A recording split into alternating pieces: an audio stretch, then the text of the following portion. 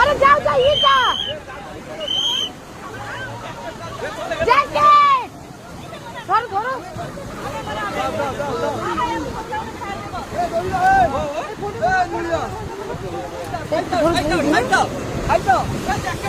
Jacket যাচ্ছে আরে jacket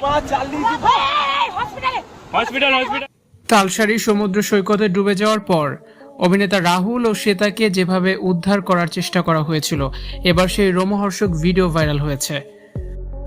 Talsari সমুদ্র সৈকতে শুটিং চলাকালীন দুর্ঘটনার কবলে প্রাণ হারান ভোলে বাবা পারকারেগা ধারাবাহিকের অভিনেতা রাহুল বন্দ্যোপাধ্যায়। সাথে ছিলেন অভিনেত্রী শ্বেতা। সমুদ্রের তীব্র ঢেউয়ের কবলে পড়ে দুজনেই তলিয়ে যেতে শুরু করলে সৈকতে উপস্থিত সকলের মধ্যে আতঙ্ক ছড়িয়ে পড়ে। জীবনের ঝুঁকি নিয়ে অভিনেতা অভিনেত্রীকে উদ্ধার করা সেই রুদ্ধশ্বাস ভিডিও এখন ভাইরাল হয়েছে। ভিডিওটিতে দেখা যায় রাহুল ও শ্বেতা উত্তাল ঢেউয়ের তোড়ে বেশ খানিকটা গভীরে চলে যায়। তাদের বাঁচাতে দ্রুত তৎপরতা শুরু করে শুটিং ইউনিটের সদস্য এবং স্থানীয় বাসিন্দারা। ভিডিওর শুরুতে দেখা যায় স্থানীয়রা লাইফ জ্যাকেট পরে দড়ি দিয়ে উত্তাল সমুদ্রে ঝাঁপ দিচ্ছেন।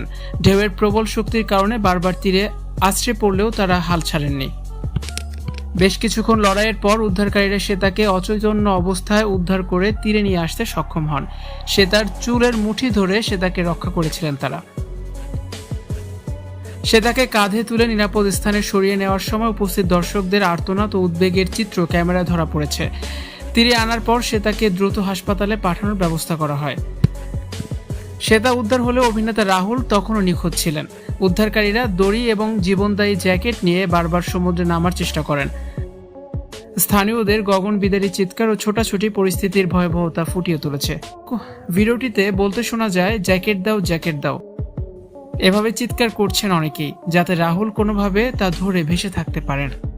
শ্বেতাকে উদ্ধারের পরপরই তাকে দ্রুত একটি গাড়িতে করে স্থানীয় হাসপাতালে নিয়ে যাওয়া হয়।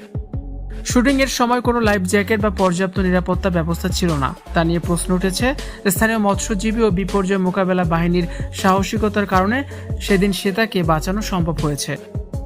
তবে অভিনেতা রাহুলকে আর বাঁচানো যায়নি। যেন হেসে খেলে নিজের জীবনটা রাহুল বিলিয়ে দিয়েছেন শুধুমাত্র পরিচালকের গাফিলতির কারণে।